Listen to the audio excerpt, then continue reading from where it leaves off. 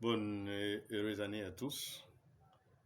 Que 2024 voit se réaliser nos rêves les plus sincères afin que nous soyons de ceux qui seront cause pour que tous ceux qui sont autour de nous aient la paix et aussi le bonheur. Car telle est l'essence même de notre existence. Je voudrais donc revenir ici sur la trilogie Pouvoir, Savoir et Argent en insistant aujourd'hui sur le savoir. Nous savons tous quel est le rôle du savoir depuis l'aube de l'humanité. Et la prospérité est liée de chaque société, depuis le début donc de la civilisation humaine. La prospérité est toujours liée à la technologie et cette dernière repose bien entendu sur le savoir. Ici, je voudrais revenir sur les deux formes d'acquisition du savoir.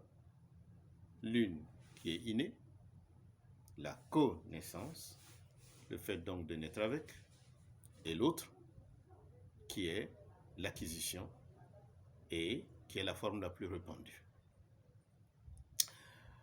Le dévers du processus d'acquisition de la connaissance est qu'il est cause d'orgueil et que par conséquent, cela même est la cause de la limite de cette forme de savoir.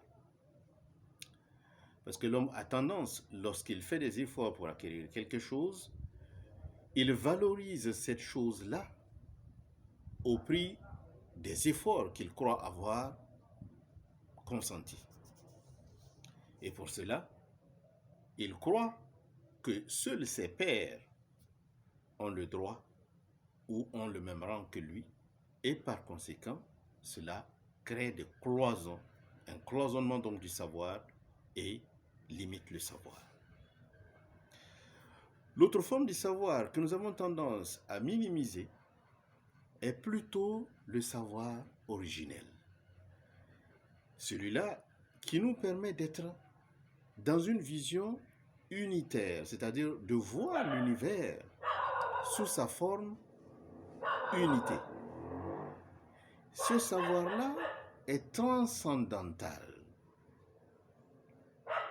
Et c'est cette transcendance de ce savoir qui permet à son détenteur d'avoir les qualités morales, les qualités humaines les plus élevées. Nous reconnaissons et nous avons comme modèle de ces types de savoir les différents prophètes que Dieu nous a donnés, afin que nous voyions à travers eux effectivement les meilleurs comportements qui permettent à l'homme d'être dans une communion totale. Lorsque l'homme atteint ce niveau de savoir, il reste. C'est la classe des immortels. L'immortalité, pas par l'acquisition, mais parce que la personne se rend compte que tout est grâce. Pourquoi vais-je ou pourquoi allons-nous nous vanter d'une chose que nous savons qu'elle nous a été donnée? Nous essaierons donc de voir les deux types de personnes parce que de ce savoir ou de cet échange, ce qui nous importe, c'est comment nous devons comprendre d'abord notre rapport au savoir et en faire, in fine, un savoir-faire. Un savoir-faire dans nos rapports, un savoir-faire dans tout ce qui nous concernera et un savoir-faire de comment impacter la société pendant notre existence. C'est un ensemble de questionnements et je vous invite donc à cela.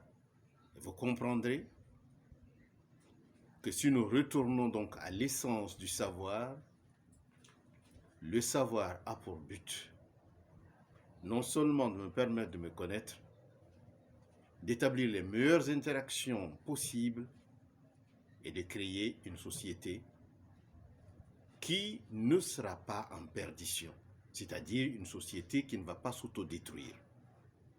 Question. Avons-nous véritablement compris ce que c'est que le savoir?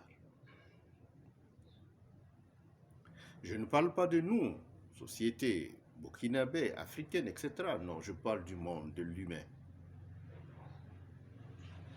Parce que si nous bâtissons des mondes, nous bâtissons des technologies, nous bâtissons donc tout un ensemble d'artefacts qui aujourd'hui sont la cause de notre propre destruction, avons-nous compris le savoir? Je vous invite donc à cette réflexion et je réitère donc mes vœux. Je rappelle que les groupes des étudiants donc ont déjà été constitués, en tout cas le premier groupe. Nous allons donc partager d'ici là les différents modules des sessions gratuites afin que d'ici le 15, nous puissions véritablement démarrer. En attendant, bonsoir chez vous et que Dieu nous guide et nous bénisse.